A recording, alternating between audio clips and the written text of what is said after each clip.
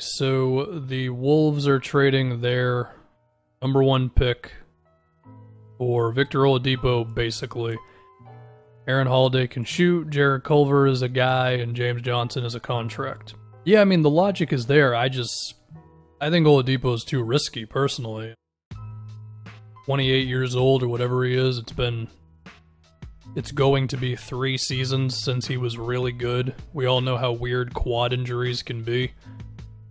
And with his free agency coming up and the fear that he's going to want way more money than I'm willing to give him, I just don't know. I just think it's too much of a risk. Now, of course, if it went well, then you'd have a guy who you could hold on to for however many seasons, 5, 6, 7 if he aged well, who could fit in pretty nicely next to D'Lo and Karl Anthony Towns. I get it.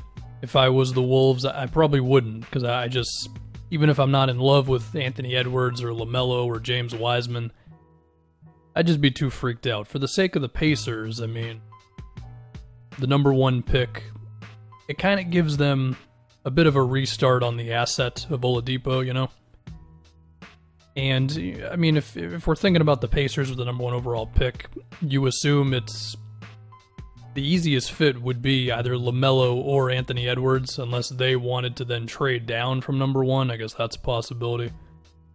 And there's definitely some appeal to do that if you're Indiana. I mean, if I was the Pacers, I would certainly think about this. I just wouldn't do this if I was the Wolves. Just too much risk in Oladipo not being worth dealing the #1 pick because of the health, the age, the contract. Not that he's old, but you get it. Close to 30. And now I just thought about LaMelo Ball in Indiana, and I have to imagine LaMelo did not consider that one. Do I think this move could actually happen? No, I don't think the Wolves would do this. I also don't even know if Oladipo is his market that good? I don't know.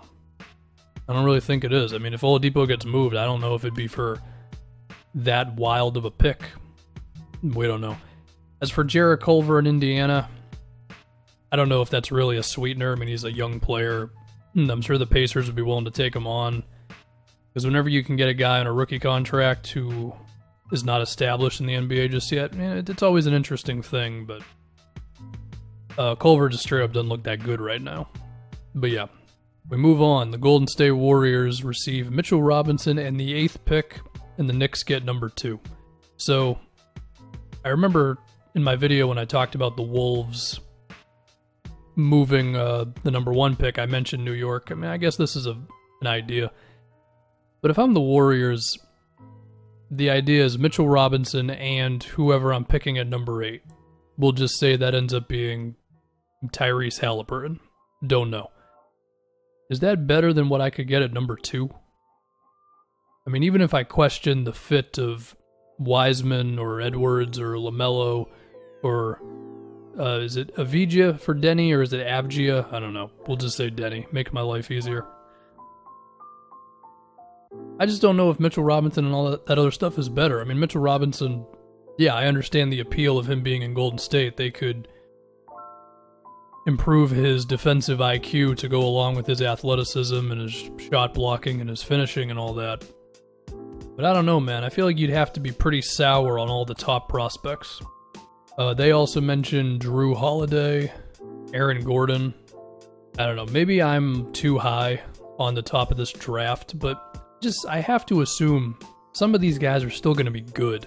Like, yeah, I know it's acknowledged that a lot of these top dudes are not going to be stars or whatever, but even then, probably one of them's going to be a star. I mean, that's how it usually goes. Did anybody think Donovan Mitchell was going to be a star with the 12th pick back when he was selected? I don't think so.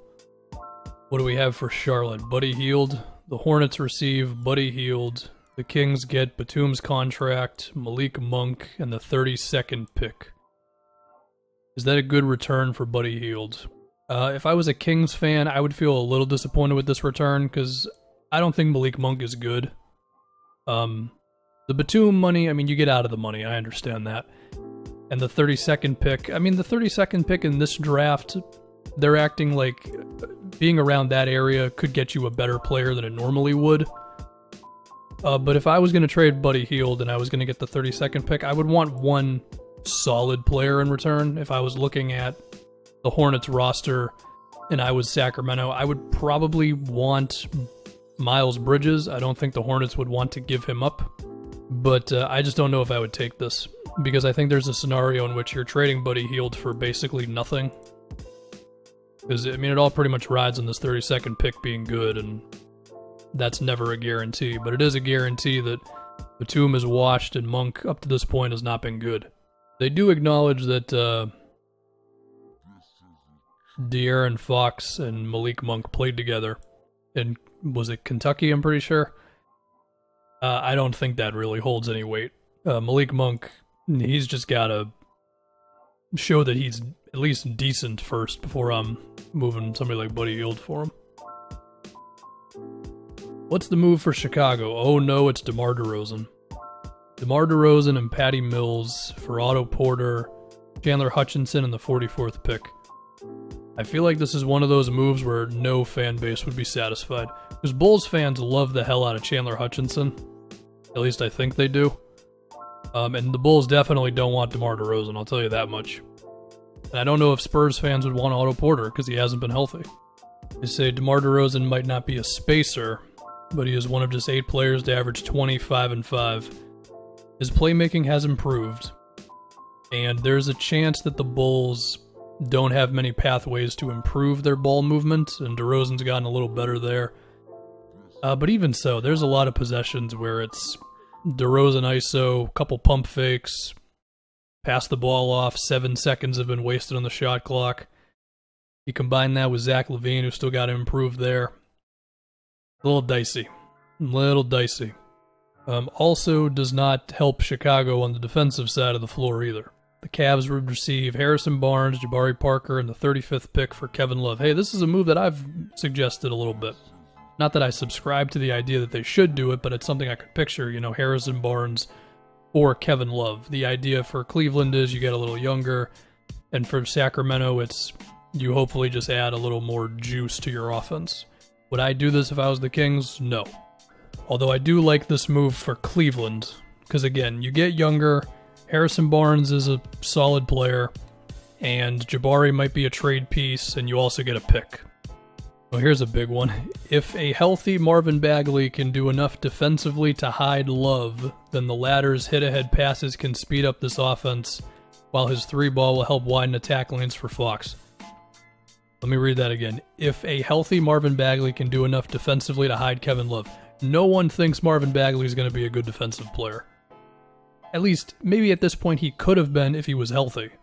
But we all know how that's gone, and it's unfortunate, it's bad luck. Bagley seems like a hard-working, good dude, but if you got a bank on Marvin Bagley hiding somebody defensively, I don't think you should do that sort of a move. What is Atlanta? Bradley Beal? Bradley Beal and Ish Smith to the Hawks. The Wizards get John Collins, DeAndre Hunter, Kevin Huerter, Dedmon, and a 2021 first, top 10 protected. Okay, so this is the Hawks just like going all in pretty much. Would I do this move if I was either team? I mean, the Wizards aren't going to do this because Beal has already said he wants to stay and all that stuff, and so I think I kind of mess with this move. I feel like there's something obvious I'm not seeing that's making me second guess myself that this is actually a horrible move for somebody. But, you know, I think Bradley Beal is really, really good. I'm still a little sour on John Collins. I think he puts up good stats. I don't really know if he has the playmaking and the defense and whatever else to really help you win like that. And in the case of Hunter and Huerter, part of me thinks those guys might just be okay rotation dudes. So if anything, I might have just talked myself out of it for the Wizards. Not that I think this move will actually happen anyway. All right, what do we have? We have Derrick Rose to the Magic. Melvin Frazier in the 15th pick going to the Pistons. I don't think the Pistons would do this. I think Derrick Rose provides you more than what this gives you. Unless Melvin Frazier Jr. is like an exciting young dude that I've just never heard of. Would this be a good move for Orlando? I mean, it would be another guy who's not really a shooter. And I don't know what it does for Markelle Fultz. And I also think, as I've said before, I do think if the Pistons keep Derrick Rose, if Luke Kennard is healthy, and if they re-sign Christian Wood, which I assume they will do, I do think they could be kind of fun next year. So, I guess I'm leaning towards no on this one, but at the same time, getting a 15th pick for Derrick Rose, you might not be able to get anything better if you're the Pistons. The Knicks, well, they're getting my guy Langford. The Knicks get Enes Kanter, Romeo Langford, the 14th pick, and the 30th pick, the Celtics get Taj Gibson in the 8th pick. Okay. So the Knicks get themselves a young wing player who I'm actually pretty excited about. I think Langford could be a long-term guy for the Celtics. I think he has some decent handles for his size, and he's a good athlete. I think he kind of plays hard on defense from the 4 minutes he played this regular season. All that for the 8th pick. I mean, the Celtics would really, really have to love whoever they were getting at number 8. The one guy who I would love to see with the Celtics is a Kongwu. It would be another center. They've already got a bunch, but I think that could be their one way of getting a big who could actually have a chance against Bam and whoever else and not give up Hayward. Plus, it gives them a physical presence in Taj Gibson. I don't think Taj Gibson matters in this move. I think Taj Gibson's kind of done. I mean, maybe if you play him at center, he could give you a solid, 15 minutes a game, but I wouldn't bang on it too much. I do have another fear, though. It would be Romeo Langford on the Knicks. While I do like Romeo, he needs shooting around him. And we know how that's going in New York right now. Who else? The Wizards. The Wizards received Steven Adams in the 53rd pick. The Thunder received Thomas Bryant, Jerome Robinson, Mo Wagner, and Ish Smith. This is a horrible trade for the Wizards. Are we sure Thomas Bryant is not better than Steven Adams? Thomas Bryant, in case you didn't know, which it's okay if you don't, because nobody's watching the Wizards, quietly becoming one of the best shooting centers in the NBA. He's good from mid. He's ramping it up from 3. His percentages are good. I'd rather just have him than Steven Adams. And the 53rd pick is nothing. Phoenix. The Suns receive Jordan Poole in the 2nd pick. The Warriors receive Oubre in the 10th pick. Is that a good return for the 2nd pick for Golden State? I feel like it kind of is, because I think Oubre is good. I think he can be a nice, well, he pretty much already is. He's an athletic 15, 16-point guy who can hit a 3, and I think within the Warriors thing, he could do more defensively because they would ask him to. And they get the 10th pick. I think that's a pretty good return for the 2nd pick. Maybe I'm just too high on Kelly Oubre. There's a chance of that. As for Phoenix, it is tough. I mean, I guess it just comes down to, do you think LaMelo or Anthony Edwards, or, well, they have to be one of those two. I don't think you would draft Wiseman. Are going to be better than Oubre and who you'd be picking at number 10. I guess there's a chance you think Jordan Poole kind of makes up the difference a little bit. Would I do this if I was Phoenix? My answer is I don't know. So you know what, Bleacher Report, you've stumped me on this one. San Antonio, Aaron Gordon, ooh, I like this. Potentially. The Spurs receive Aaron Gordon, Aminu in the 15th pick.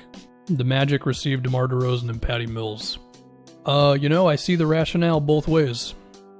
I feel like acquiring DeRozan and moving Gordon and Aminu makes more sense for Orlando. Because I feel like if you get DeRozan and you still have Gordon and Aminu, then there's way too much below average 3-point shooting. Now you'd still have Markelle Fultz, so that'd be weird. But I kind of get it a little bit more this way. And for the case of the Spurs, I mean, you get a 15th pick and you get Aaron Gordon. And maybe you're the team that can figure out how to get him going in the right direction. Would I do this if I was Orlando? No. Because I just don't think DeRozan does that much for them. What's the move for Sacktown? The Kings get Victor Oladipo and Miles Turner. The Pacers get Buddy Hield, Bielitsa, and the 12th pick. So this is another move that I've talked about a little bit. What if you basically just swapped Oladipo for Buddy Hield? So for the sake of the Pacers, they get a safer bet in Buddy. They free up the front court because Bielitsa is more of a shooter. Granted, Turner's making progress on his shot, but Bielitsa is different. He's more of a floor spacer, stand at the 3-point line all day sort of guy. Sabonis can operate as much as he wants around there. And the Pacers still get the 12th pick. The case for the Kings is Miles Turner is the defensive center that they need next to Bagley, because I think Bagley is more of a power forward. I don't think you could put him at center, given his defense. And Oladipo, if he's good, gives you more ball handling, more defense, more shot creation, which Buddy Hield does not give you. I kind of mess with the move. If Oladipo is not good, then you did give up quite a bit for him. But even then, Turner's a pretty safe bet to shore up your defense. So I do kind of like this move, but I also do struggle with, should the Pacers trade Miles Turner? They probably should, but you could also rationalize of like, you'd like to see Oladipo with Turner and Sabonis first. The Pelicans, they get Gary Harris, Bol, Keta Bates-Diop, and the 22nd pick, and Denver gets Drew Holiday. I don't like this move for the Pelicans, because Gary Harris, I mean, his offense has fallen off. Bates-Diop, maybe he's a player. And Bol, I mean, I don't know. I get the Bol hype, but when it was actually time to play basketball, he didn't play a single minute for Denver. And I think that's a big gamble for a guy who I know gives me a lot in Drew. For Denver, I like it. So for what that's worth. The Grizzlies, no, the Celtics. So it's the Grizzlies get Langford, Carson Edwards, Enes Kanter, Vincent Poirier, and the 22nd pick. The Celtics receive Valanciunas. You know, Valanciunas has done a good job of not being horrible in pick-and-roll defense. He's elevated past Enes Kanter. And Valanciunas is like 28, I believe. I actually like this move for the Celtics. I do like Langford, but I think the Celtics having a guy who could attack switches. I mean, we saw it against Miami when Kanter was out there.